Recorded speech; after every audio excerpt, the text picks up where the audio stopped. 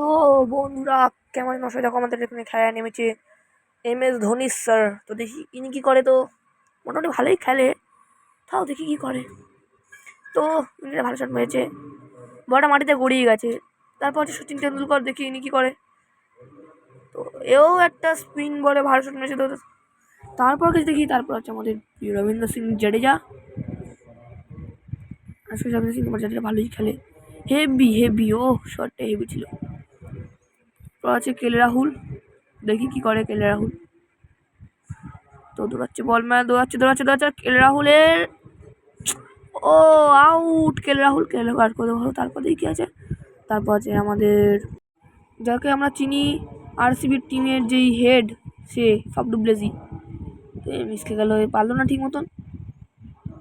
তারপর আছে হচ্ছে তোমার ওই যে স্যার আমাদের কিং কোহলি।